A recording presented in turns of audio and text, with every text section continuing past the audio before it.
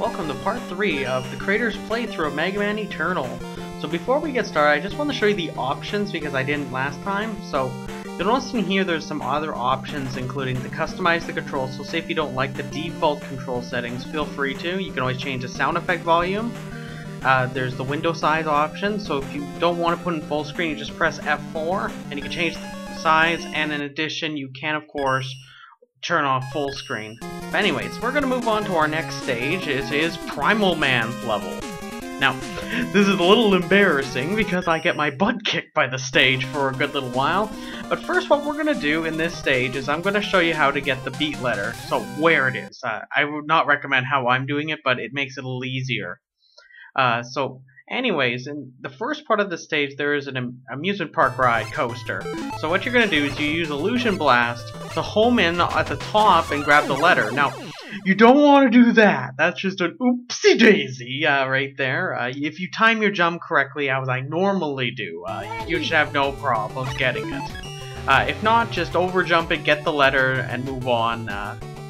Anyways, just for the sake of our situation here, just make sure there are a lot of enemies in here who have balloon-based structure, so keep in mind that if you just blow up the balloon, it makes them drop. So at the beginning of the level, there was that coconut-wielding one. I would recommend destroying it as soon as you spot those, because they throw a coconut bomb at you, which actually Primal Bomb is based off of. So don't let him get those. One little trick here is if you jump right there, you can always dodge that bullet, and I always miss this one here, but if you time your jump right, you can dodge that attack. Now this is obviously the trickiest part of this level.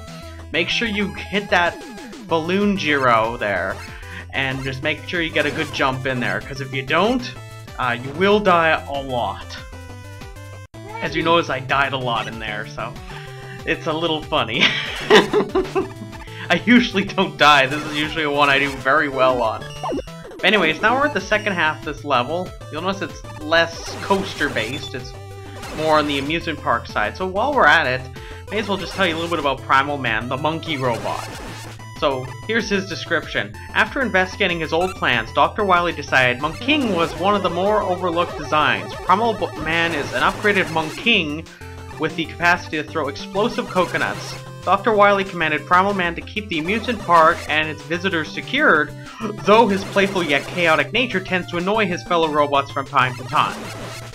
So that's Primal Man in a nutshell. You were in the amusement park, and we just saw Balloon Man get wiped out. So the key thing with him is just make sure you always go to the opposing side of the room when he fires off his balloon blast, or if he starts moving up.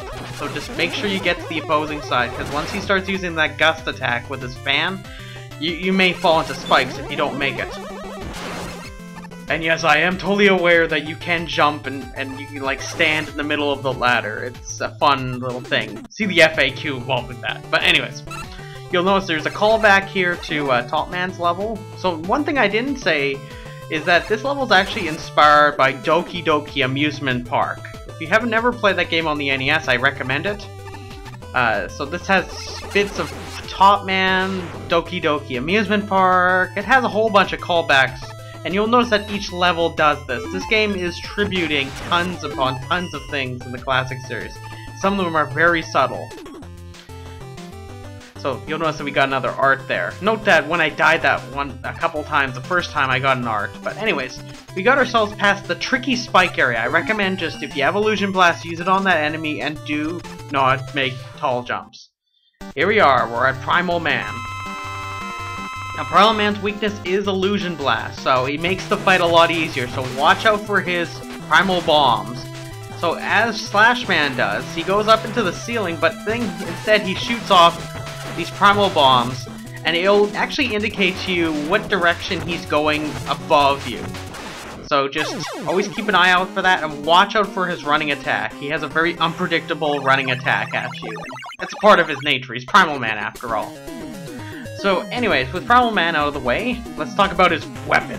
So his weapon that you get is easily one of the best or most broken weapons in the game called Primal Bomb. It acts like Flash Grenade for Mega Man 8, except it has much more of a breadth to use. Let me tell a little bit about the event system in this game. So in the stage select, every time you defeat 2 Robot Masters, an event stage occurs.